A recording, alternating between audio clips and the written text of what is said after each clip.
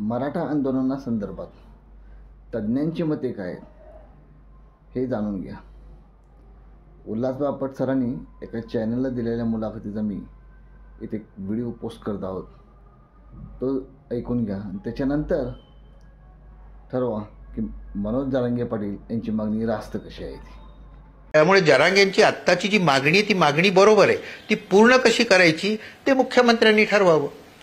मी फक्त घटनेमध्ये काय लिहिलं एवढंच आपल्या पुढे मांडणार आहे। तर हे रिझर्वेशन जे आहे ते 15 आणि 16 खाली करता येते, उघड आहे।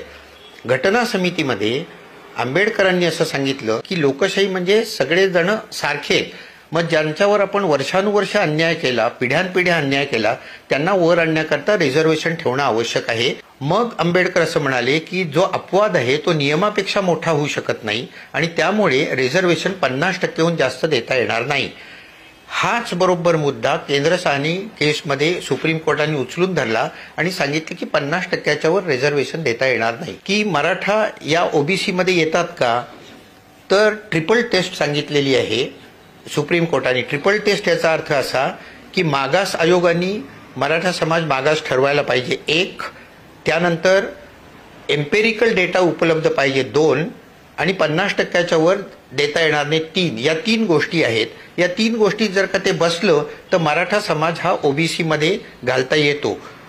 आता 50%च्या वर आरक्षण देता येणार नसल्यामुळे 50%च्या बाहेर मराठ्यांना आरक्षण देताच येणार नाही आणि ते मागास असतील असं डिक्लेअर झालं तर ते ओबीसीत येतात। ओबीसीची व्याख्याच ती आहे socially and educationally backward class, त्याच्यात ते येऊ शकतात।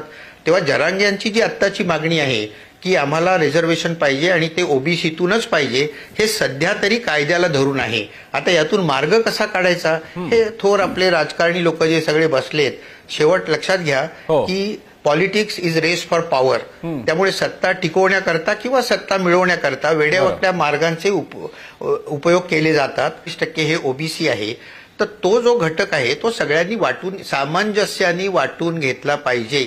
ओबीसींना अशी कडक भूमिका घेता येणार नाही की मराठी इथे येऊच नाहीत। त्यामुळे हा लढा जो आहे ना, हा ओबीसी विरुद्ध मराठा अशा तऱ्हेचा हा राजकीय लढा आता मला झालेला दिसतोय। तर याच्यात दोघांनी सामंजस्याने भूमिका घ्यायला पाहिजे, तोडगा काढायला पाहिजे। जे काय मिळणार ते 50%च्या आतच मिळणार हे निश्चित आहे। त्यामुळे जरांगेंची आत्ताची जी मागणी ती मागणी बरोबर आहे, ती पूर्ण कशी करायची ते मुख्यमंत्र्यांनी ठरवावं। आंदोलकांचे खूप हाल होत आहेत। दिवस पावसाळ्याचे आहेत। राज्य सरकारनं अगोदरच 2 दिवस त्यांचे खाण्यापिण्याची वांदे करून ठेवले होते। आता काय ते थोड्या प्रमाणात चालू झाले असं ऐकण्यात आलेलं आहे।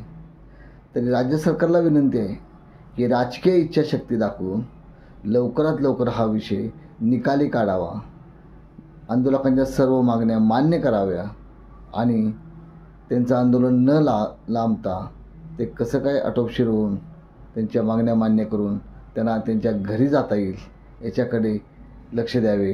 माझी मुख्यमंत्र्यांना विनंती आहे की राजकीय इच्छाशक्ती दाखवून त्यांनी लवकरात लवकर याच्यावर तोडगा काढावा ही नम्र विनंती आहे।